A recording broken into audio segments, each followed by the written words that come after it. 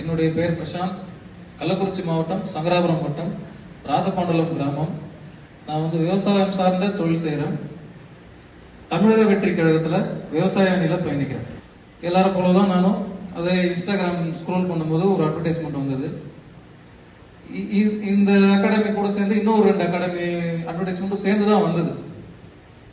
ஆனா நான் first click பண்ணது ஏஎஸ் குரு அவரோட அகாடமி தான் சூஸ் பண்ணி அவர்கிட்ட இந்த மாதிரி பேசினேன். சார் இந்த மாதிரி ஒன் டே ட்ரெயினிங் சொல்லியிருக்கீங்க, வரலாமா அப்படின்னு கேட்டேன். வாங்க அப்படின்னு சொன்னாரு. அதே மாதிரி திருச்சி வந்தோம்.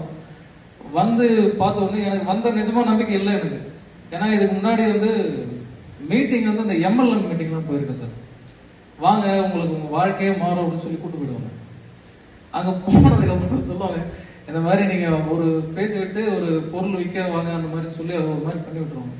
சரி, நான் அது மாதிரி ஏதாவது பேச்சுக்களை கத்துக்கணும்னா அதுக்கு ஏதாவது இது மாதிரி இருக்குமா, எப்படி சொல்லி கொடுப்பாங்க என்னன்னு எதுவுமே தெரியல, எனக்கு சுத்தமா தெரியல. சரி உட்காந்துதான் பார்ப்போம் அப்படின்னு பார்த்தோம்.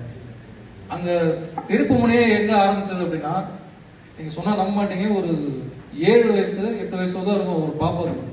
அந்த பாப்பா அங்க வந்து ட்ரைனிங் அட்டன் பண்ணாங்க. ஒரு 13-14 வயசுக்கு தம்பி வந்து அட்டன் பண்ணது மட்டும் இல்ல, அவ்வளவு அழகா பேசவும் செஞ்சாங்க. ஒரு நாள்லயே அதை அவர் பண்ணாரு. அதுதான் எனக்கு அதுல ஒரு மிகப்பெரிய நம்பிக்கை கொடுத்தது. அன்னைக்கு சார் சொல்லி அனுப்பிச்சாரு, இந்த மாதிரி 2 டே ட்ரைனிங் ப்ரோக்ராம் வந்து ஏற்காடுல நடத்துறோம் அப்படின்னு சொன்னாரு. சரி, இந்த ஒரு நல்ல விஷயத்த எனக்கு மட்டும் நான் வந்து பயன்படுத்திக்கிறது நல்லதில்லை, என் கூட சேர்ந்தவங்களும் இதை வந்து பயன்படுத்தணும் அப்படின்னு சொல்லிட்டு என்னுடைய தோழர்கள், என்னுடைய அரசியல் மூதாதையர்கள் அவங்களையும் நான் சொல்லி அவங்களையும் நான் கூப்பிட்டு வந்தேன். ஆனா எனக்கு ஒரு சின்ன வருத்தம், எங்க சார் இன்னும் முழுமையடையல சார். இதுல அது ஒரு சின்ன வருத்தம் எனக்கு இருக்கு மனசுல. அவர் இதுல முழுமையடைஞ்சிருந்தாருன்னா நான் இன்னும் சந்தோஷமா போயிருப்பேன். அது ஒரு சின்ன வருத்தம் இருக்கு சார். அதுதான் சார். வாய்ப்புக்கு நன்றி சார்.